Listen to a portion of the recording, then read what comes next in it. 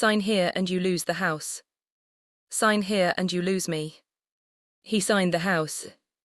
Bae Sung-ho, the man the financial press had called the quiet king of Manhattan for 11 straight years, sat at the head of a glass conference table on the 91st floor of a building that still had his name etched into the lobby floor, and he signed away everything he had built with a pen that wasn't even his. Someone had handed it to him. He didn't remember whose hand. Somewhere below him, 40 blocks south, his wife was standing in the kitchen of a penthouse that no longer belonged to them, waiting for a phone call he didn't know how to make. Welcome, besties. If you're here, it's because you love a love story that gets tested until there's nothing left but the truth of it. So settle in, because this one is going to take you all the way down before it takes you all the way up. And by the end, I want you to tell me in the comments, would you have stayed? 3 years earlier, nobody in New York had reason to doubt that Bae Sung-ho was untouchable. He had built Behan Capital from a single leveraged real estate deal at 26 into a diversified holding company worth $11 billion by the time he turned 41. He owned residential towers in 3 boroughs, a logistics arm that moved freight across 2 oceans, and a seat on more boards than he could remember without checking his calendar. He was the kind of wealthy that stopped being about money and started being about gravity. Rooms rearranged themselves around him. People laughed slightly harder at his jokes. Waiters remembered his order before he gave it. What the financial press never wrote about, because it wasn't the kind of thing that moved stock prices, was that Sung-ho had grown up watching his father lose a small textile business to a partner who smiled at family dinners and stole from the books at the same time. His father never recovered, not financially, and not in the part of himself that used to trust people. Sung-ho had absorbed one lesson from that childhood so completely it became architecture. Control what you can, trust sparingly, and never, ever let anyone see you exposed. Which was why nobody who worked for him could explain, in the aftermath, how Nadia Okafor had gotten past every wall he'd built. She wasn't from his world. She'd grown up in Houston, the daughter of a Nigerian father who taught structural engineering at a state university, and a mother who ran a catering business out of their kitchen for 20 years before it became successful enough to need an actual storefront. Nadia had gone into architecture, real architecture, buildings and blueprints, not the metaphor, and had moved to New York for a job with a mid-sized firm that specialized in adaptive reuse, the unglamorous, unphotographed work of turning old warehouses into something worth living in. She met Sung-ho at a rooftop event neither of them wanted to be at. He was there because a business partner had insisted. She was there because her firm had a small stake in the building being celebrated, and someone had to show up and smile. She found him standing alone at the edge of the roof, looking down at the city like he was doing math in his head, and instead of leaving him to whatever brooding men in expensive suits do at parties, she'd walked over and asked him, flatly, if he was always this much fun at parties or if tonight was a special occasion. He'd looked at her the way people look at something they didn't expect and haven't yet decided whether to like. Then, for the first time in longer than he could remember, he laughed, not the practiced laugh he gave investors, but a real one, short and startled out of him. They talked for 2 hours. She told him about load-bearing walls and how the best buildings kept their bones even when everything else changed. He told her, more than he meant to, about watching his father's hands shake the year the textile business collapsed. Neither of them planned to say as much as they did. Both of them went home thinking about the conversation for days. It took him 3 weeks to call her. It took her 4 seconds to say yes to dinner. They were married 14 months later, in a small ceremony that made none of the society pages Sung-ho's mother had hoped for. Nadia's family flew in from Houston. Sung-ho's mother came alone. His father had passed years earlier and stood through the ceremony with an expression that gave away nothing, which Nadia would later learn was simply the family's resting posture, not disapproval. For the first 2 years, their life together had the particular gravity of 2 ambitious people who refused to shrink for each other. Nadia kept working, kept designing, took on a project restoring a row of pre-war buildings in Harlem that she cared about more than anything Sung-ho's company had ever built. He learned to ask her about load calculations at dinner and actually listened to the answers. She learned the specific silence that meant a deal was going badly, and the different silence that meant he wanted to be pulled out of his own head. They built something that looked, from the outside, like the life photographs are made of. From the inside, it simply felt like home. Neither of them saw Min-yi coming. Bae Min-yi had been Sung-ho's cousin since birth and his chief operating officer for 6 years. And for most of that time, Sung-ho would have told you, without hesitation, that Min-yi was the one person inside Behan Capital he trusted without reservation. They'd grown up 2 houses apart in Seoul before Sung-ho's family emigrated. Min-yi had followed a decade later, chasing the same American opportunity, and Sung-ho had brought him into the company the moment he had a company worth joining. He'd given Min-yi equity. He'd given him authority. He'd given him, without ever saying it out loud, the thing he gave almost no one, the assumption of good faith. What Sung-ho didn't know was that Min-yi had spent 6 years watching his cousin's success curdle into something private and ugly inside him. It wasn't one betrayal. It was a slow erosion. Every headline that named Sung-ho and not him, every deal that closed with Sung-ho's signature on it, every family gathering where aunts asked about Sung-ho's company and never about Min-yi's role in building it. He told himself for years that his resentment was reasonable, that he deserved more credit, that the company ran on his operational genius as much as Sung-ho's vision, and the fact that only one of their names was on the door was an injustice that a smart man eventually corrects. The plan took 18 months to build, and it was elegant in the way that only betrayal by someone who knows you intimately can be elegant. Min-yi didn't need to steal money outright. That would have been traceable, clumsy, the kind of thing a forensic accountant finds in an afternoon. Instead, he restructured. Slowly. He shifted operational control of 3 subsidiary entities into structures he technically had signing authority over, citing efficiency, citing tax optimization, citing the 1,000 boring justifications that make executives' eyes glaze over in board meetings. He forged approval trails using authority Sung-ho himself had granted him years earlier, and never revoked. He built, brick by brick, a version of Behan Capital's internal paperwork that made it look, convincingly, catastrophically, like Sung-ho himself had been the one siphoning capital out of the company's core holdings into shell accounts. By the time the board's audit committee found the trail, it didn't lead to Min-yi. It led, with damning clarity, straight to Sung-ho's own authorizations, because Min-yi had used Sung-ho's delegated signing credentials to execute the very transfers he'd then used to destroy him. If you're starting to feel your stomach drop for Sung-ho right now, that's exactly where I need you, because it's about to get so much worse before anything gets better. Stay with me. The first sign of trouble came on an ordinary Tuesday, in the form of a call from Behan Capital's general counsel. Using a tone Sung-ho had never heard him use before, careful, formal, the tone of a man reading from a script his lawyers had prepared for him. There were irregularities in 3 subsidiary accounts. The board's audit committee had convened without him. There would need to be a formal review. Sung-ho was not worried at first. He had built this company with his own hands. He knew every account, every filing, every number that had ever passed through his approval. He assumed there had been an error somewhere in the paperwork, something a competent accountant would clear up within a week. He did not know that the paperwork had been built specifically to survive that kind of scrutiny, because it had been built by the one person inside the company who knew exactly how Sung-ho's mind worked. Exactly what he'd check and what he'd assume was already handled, exactly which signatures he trusted enough to never look at twice. Within 3 weeks, the SEC had opened a formal inquiry. Within 6, 2 of Behan Capital's largest institutional investors had frozen their positions pending the outcome. Within 2 months, the board, Min-yi seated among them, his face arranged into an expression of grave, sorrowful concern that Sung-ho would replay in his memory 100 times in the months that followed, hunting for the crack in it he'd missed voted to suspend Sung-ho as CEO pending investigation. Nadia watched her husband disappear in real time. Not physically, he still came home every night, still sat across from her at dinner, but the man who used to narrate his day to her in specific, animated detail became a man who answered every question with the fewest words that would technically qualify as an answer. He stopped sleeping through the night.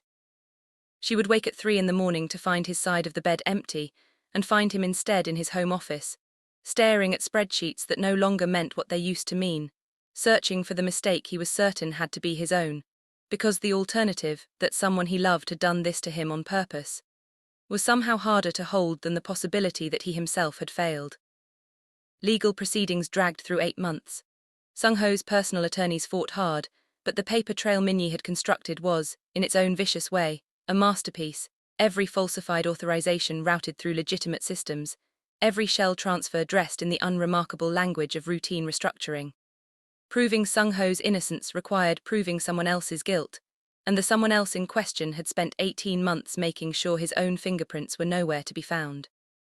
In the end, the criminal case against Sung-ho fell apart for lack of definitive proof of intent, no jail time, no felony conviction. But the civil settlement that resolved the SEC's findings gutted him anyway. To avoid a fraud judgment that would have followed him for the rest of his life, his attorneys negotiated a settlement that required him to relinquish his equity stake in Billionaire Capital, liquidate the bulk of his personal holdings to satisfy investor claims, and step away from the company entirely.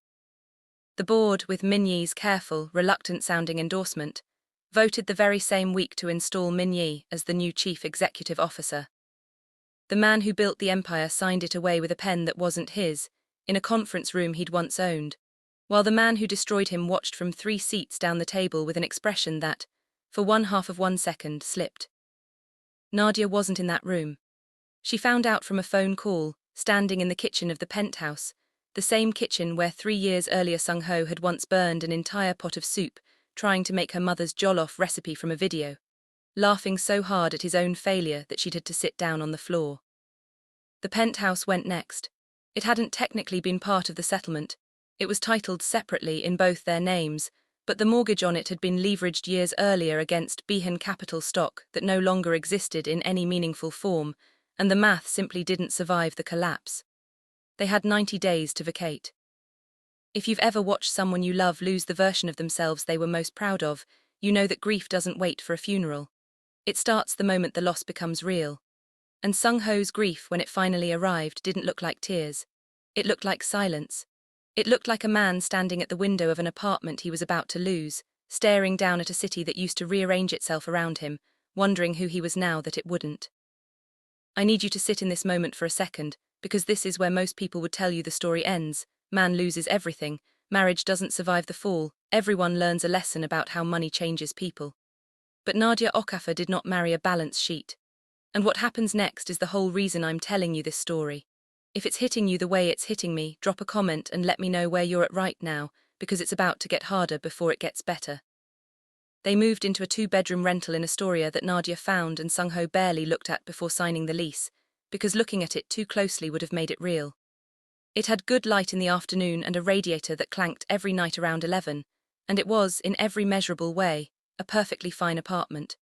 It was also, to a man who had spent 11 years being called the quiet king of Manhattan, a museum of everything he had lost. He stopped answering calls from old colleagues within the first month. Most of them stopped calling within the second. That's the part nobody warns you about, not the loss of money, but the loss of relevance, the discovery that half the warmth you mistook for friendship was actually proximity to power. And power, once gone, takes the warmth with it on its way out the door. Sung-ho took the settlement personally in a way his lawyers had warned him not to. He had negotiated corporate collapses before, advised other executives through scandal, always with the same clinical distance. This is business, this is not about you as a person. He could not extend himself the same mercy. Every night he replayed the audit findings in his head, hunting for the moment he should have caught it, the signature he should have double-checked, the trust he should have questioned. He never once considered, in those early months, that the person he should have been questioning was the one person he'd been taught his entire life not to. Nadia, meanwhile, was doing the quiet, unglamorous work of holding a household together on considerably less than she was used to. Her salary at the architecture firm had always been solid, but modest by the standards of the life they'd been living. Sung-ho's income had absorbed most of the difference without either of them thinking much about it. Now it was the only income there was, because Sung-ho, humiliated and legally tangled, and unable to so much as discuss the industry that had defined him without his hands starting to shake, had not worked in 5 months. She never once suggested he should be doing more. She never once brought up money in a tone that sounded like blame. But she watched him disappear into the same kind of silence Amara had once watched consume a different man in a different story, and she recognized it for what it was, not laziness, not indifference, but a man who had built his entire identity on being the person who solved problems, now facing a problem he did not know how to solve, which was himself.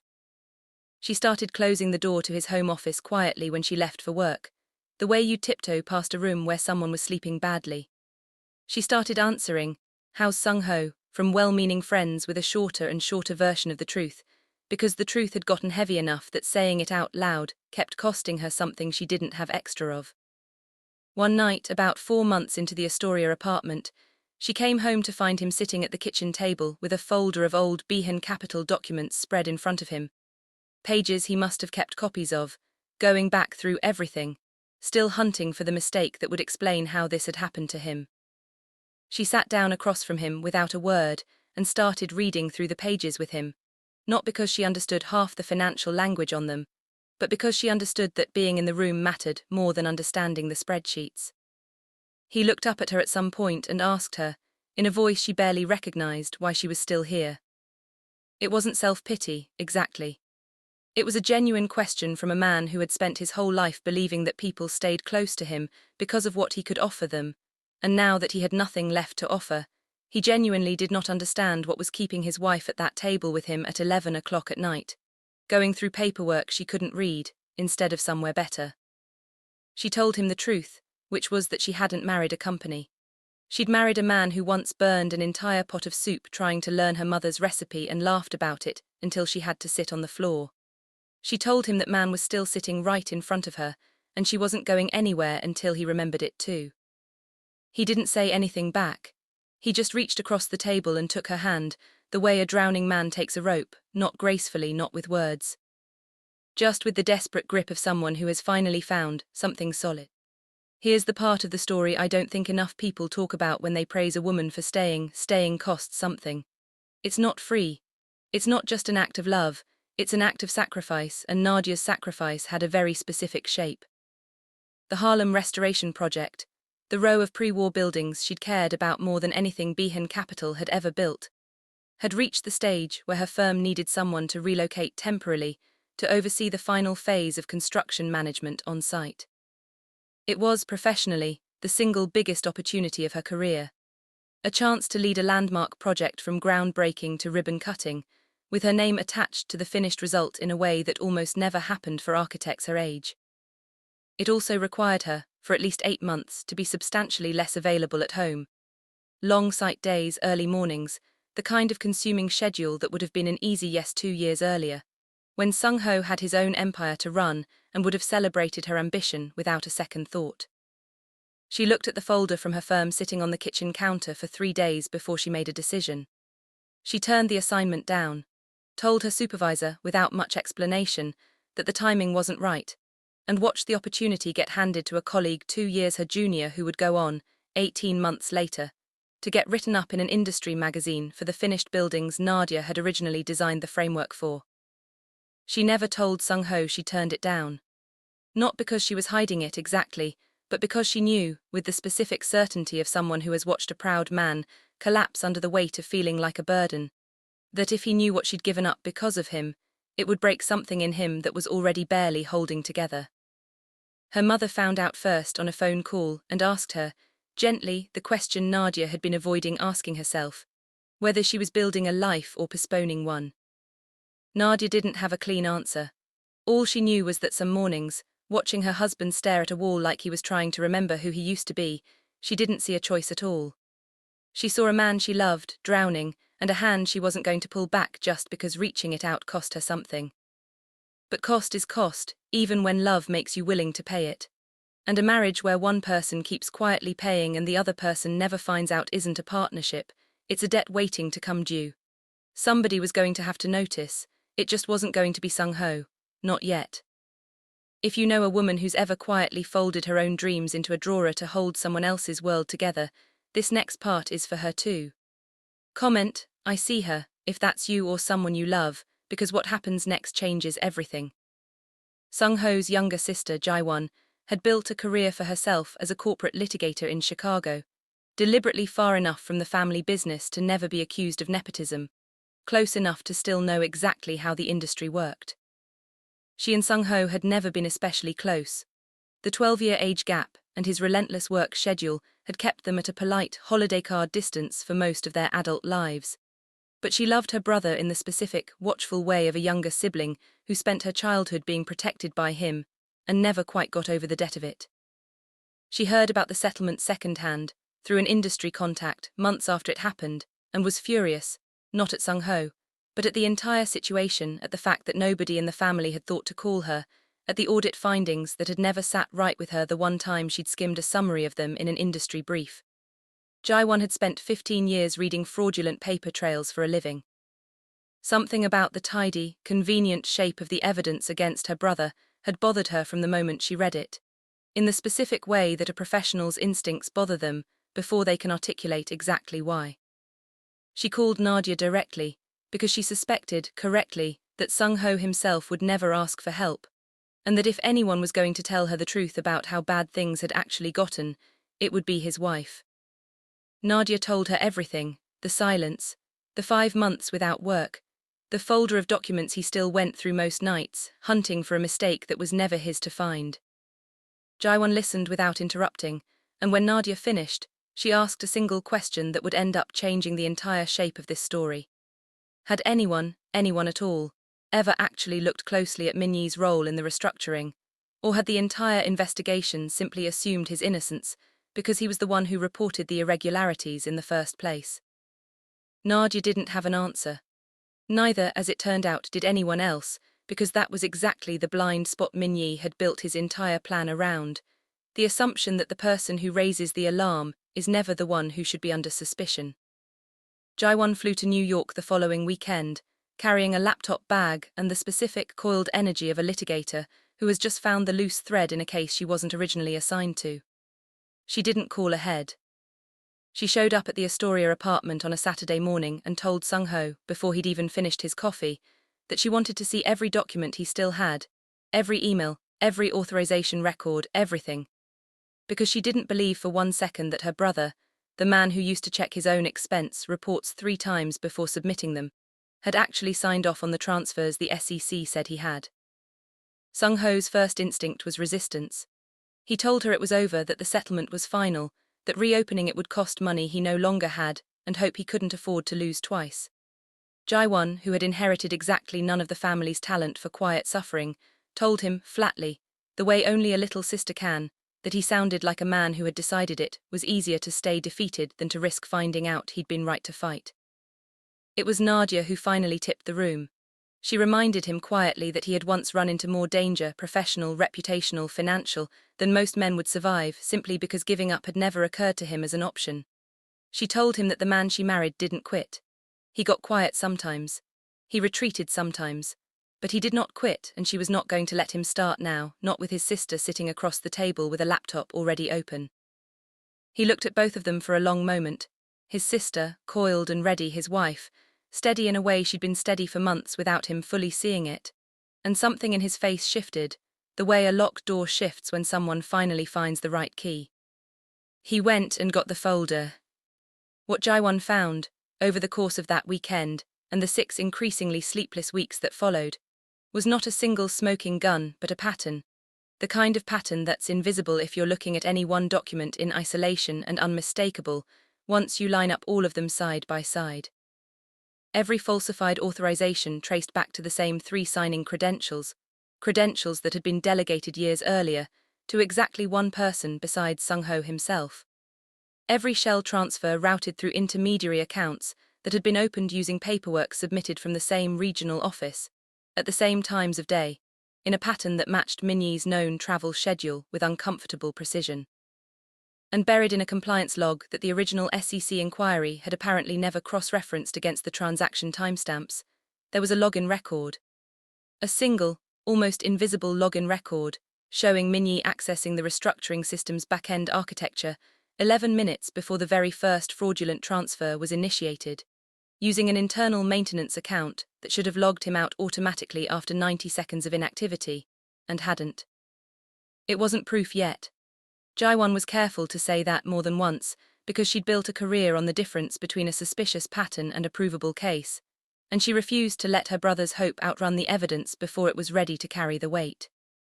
But it was enough to file a formal request to reopen the SEC's original findings, enough to bring in an outside forensic accounting firm with no ties to Behan Capital's board, enough to make Min-yi, for the first time in nearly 2 years, start to feel the specific, cold discomfort of being watched. Sung-ho changed during those 6 weeks in a way that had nothing to do with the outcome of the investigation and everything to do with simply having something to fight for again. He started sleeping through the night for the first time in over a year. He started talking at dinner again. Not about the company, not yet, but about small things, the clank of the radiator, a documentary he'd watched, the specific way Nadia's mother made her jollof rice that he still hadn't gotten right, 3 years and 1 burned pot later. Nadia watched him come back to himself one small piece at a time, and she recognized with a clarity that startled her that she'd been so focused on holding him together that she'd forgotten what it actually looked like when he wasn't broken. It looked like this. It looked like a man leaning over a kitchen table at midnight, cross-referencing timestamps with his sister, occasionally looking up to ask Nadia, seriously, whether she thought a particular pattern held up, treating her instincts like they mattered, because they always had, even when he'd been too far underwater to remember it. One night, going through an old set of company photos while looking for a document he thought might be relevant, Sung-ho came across a picture from a company retreat 4 years earlier, himself and Min-yi, arms around each other's shoulders, laughing at something neither of them would remember. He stared at it for a long time. Nadia, watching him from across the room, didn't ask what he was thinking. She already knew. Betrayal from a stranger is a wound. Betrayal from someone who used to be family is a different kind of injury entirely. The kind that makes you doubt not just the person, but your own judgment for ever having trusted them. She crossed the room, sat beside him, and told him something her grandmother had told her once, about a woman in her family who'd been betrayed by a business partner she'd trusted like a brother. Her grandmother had said that forgiving yourself for trusting someone is harder than forgiving the person who broke that trust, and that most people never do the first one, which is why so many of them stay bitter long after the second one stops mattering. Sung-ho didn't say anything. He just put the photo face down on the table and reached for her hand instead, his right hand this time, no scar to hide, just a man finally ready to be held onto. The forensic accounting firm's report landed on the SEC's desk 9 weeks after Jaewon first opened her laptop at that kitchen table. And it did what 6 months of Sung-ho's own legal team, working from a defensive posture, had never managed to do. It reframed the entire timeline from the assumption of guilt to the pursuit of the actual signature behind the actual keystrokes. The maintenance account login, the travel schedule correlation, a pattern of shell account paperwork filed from a regional office Min-yi had visited on dates that, cross-referenced against his own expense reports, filed, ironically, in scrupulous detail, because Min-yi had always been careful about the things he thought anyone would check, placed him in exactly the wrong place at exactly the wrong time, over and over, in a pattern too consistent to be coincidence. The SEC reopened the inquiry. This time the subpoenas went to Min-yi. He did not go quietly. For 3 weeks he held the board's confidence through sheer force of performance, outraged denials in closed-door meetings, a carefully worded public statement expressing sympathy for his cousin's ordeal while professing complete confidence that the renewed inquiry would clear his own name as thoroughly as it should have cleared Sung-ho's the first time. He was, Nadia would say later, genuinely gifted at being believed. That had always been the danger of him. What finally broke the performance wasn't the paper trail. It was a former junior analyst, someone who'd worked directly under Min-yi during the restructuring period, who had quietly resigned 8 months earlier citing burnout, and who came forward voluntarily once the reopened inquiry became public, because she had spent nearly 2 years sitting on a piece of information that had been eating her alive. She had, at Min-yi's direct instruction, prepared several of the shell account filings herself, following his line-by-line guidance, never questioning it at the time, because questioning your COO's instructions wasn't something a 26-year-old analyst did. Not when the COO in question had a talent for making every request sound like standard procedure. Her testimony, combined with the forensic timeline, did what nothing else had managed to do in nearly 2 years. It turned suspicion into proof. The board voted to remove Min-yi as CEO within a week of her statement becoming public. The criminal referral followed shortly after. Sung-ho did not attend the board meeting where his cousin was removed. He didn't need to.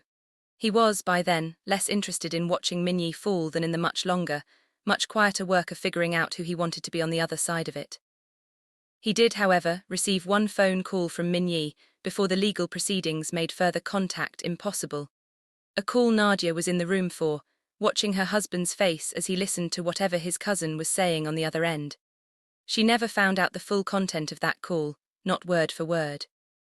What she saw was Sung-ho's expression move through something complicated, not triumph, not quite forgiveness, something more like grief for a relationship that had been dead for years before either of them admitted it.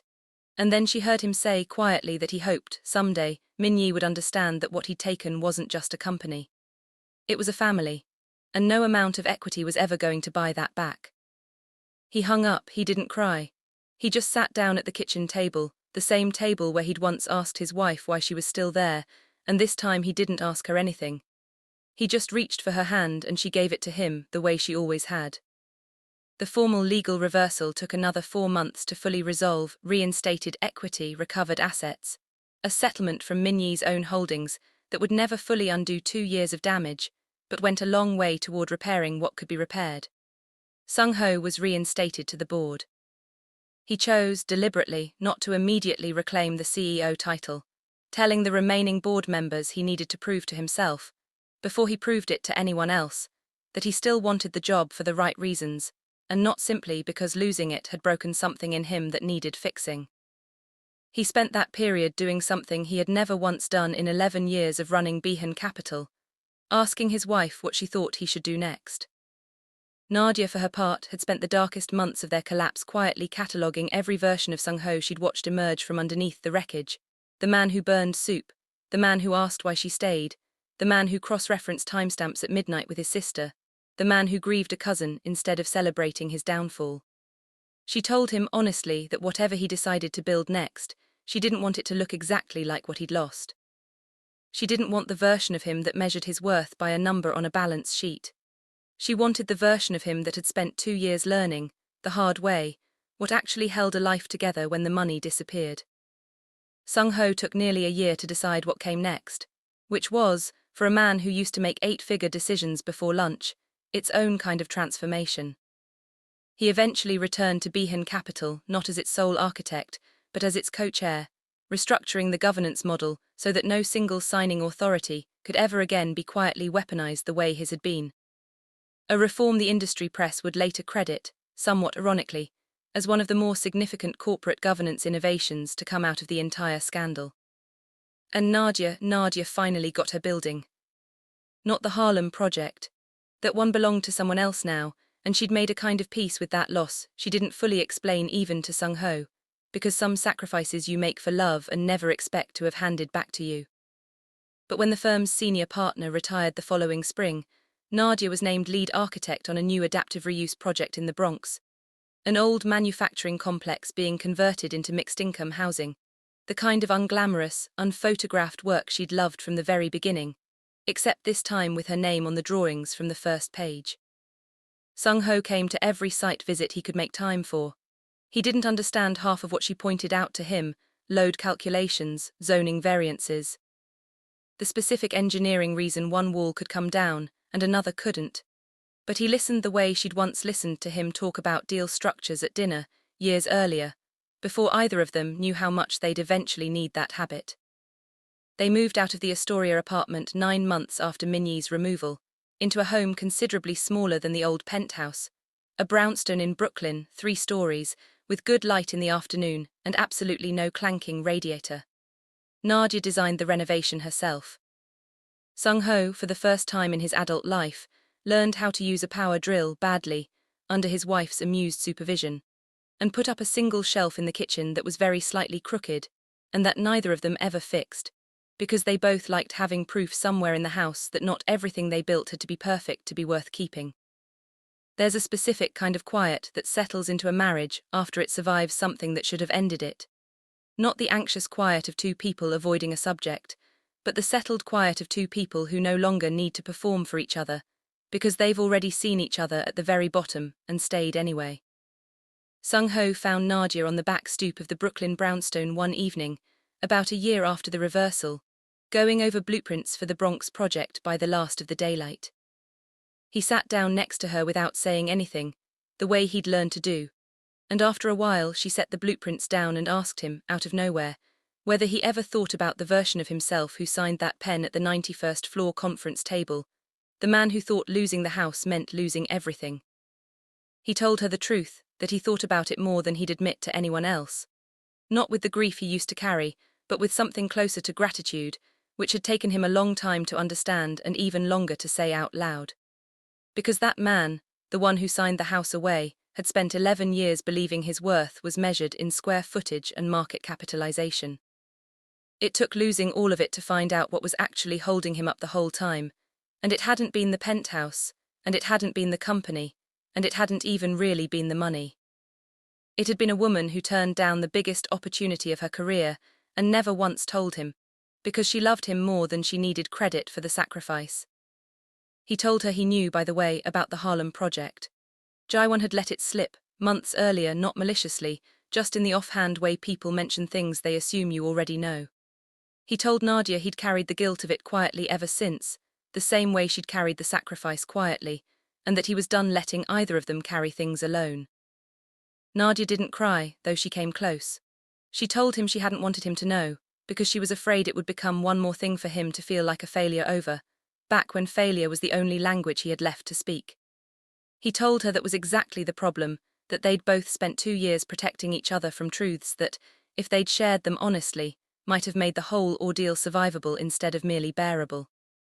They sat on that stoop a long time, the Bronx blueprints between them, the crooked shelf visible through the kitchen window behind them, and Sung-ho said the thing he'd been building toward since the night she asked him why she was still there. All those months earlier in a rental apartment with a clanking radiator. He told her that he used to think a man's value was in what he could provide, the house, the company, the number in the account. He told her that losing all of it, and watching her stay anyway, had taught him something his father's collapsed textile business never had the chance to teach him. That the things worth building are the things that survive when everything else is gone. And the only thing that had survived, when he had absolutely nothing left to offer, was her. She told him that was the whole point. That she hadn't stayed despite the collapse. She'd stayed because she never once needed the penthouse or the company to see the man underneath both of them. The one who burned soup trying to learn her mother's recipe, the one who asked her in genuine confusion why anyone would choose to love him when he had nothing left to give. The answer, she said, had never changed. It was never about what he had. It was about who he was when he had nothing left at all, and she had watched that man closely for 2 of the hardest years of both their lives, and found him worth every single thing she'd given up to stay beside him. He kissed her then on a back stoop in Brooklyn, with a slightly crooked shelf visible through the window and a set of blueprints for a building neither of them had built yet. And it wasn't a perfect kiss. The neighbor's dog barked halfway through it, and Sung-ho laughed against her mouth in a way that would have been unthinkable for the quiet king of Manhattan 3 years earlier. But it was real, and it tasted like everything they'd survived to get there. The Bronx project opened 18 months later. Nadia stood at the ribbon cutting in a hard hat that she refused to take off for photos, because she said the hard hat was the whole point. This was a building, not a stage, and she wanted it remembered that way. Sung-ho stood beside her, off to the side of the official photos, exactly where he wanted to be because for the first time in his adult life, being someone's supporting cast felt like the greatest privilege he'd ever been given. Behan Capital, under its new governance structure, posted its strongest quarter in company history the following spring, a fact the financial press covered with considerable interest, framing it as a comeback story, the Quiet King's improbable return. Sung-ho gave exactly one interview about it. When the reporter asked him what he'd learned from nearly losing everything, he said something that ran as the article's closing line, something that made Nadia, reading it later on her phone at a job site in the Bronx, sit down on an overturned bucket and cry for the first time in over a year. He said that he used to think the house made the home. He said it took losing the house to learn that the home had never been the house at all. It had been the woman who refused to leave when there was nothing left to stay for, and everything, in the end, had been built to survive exactly that kind of testing. They renewed their vows 2 years after the collapse, in the small backyard of the Brooklyn brownstone, under the same crooked shelf's shadow cast through the kitchen window. With a guest list a fraction of the size their first wedding might have drawn if Sung-ho had still been the man the society pages used to write about. Jaiwan stood up as his best support.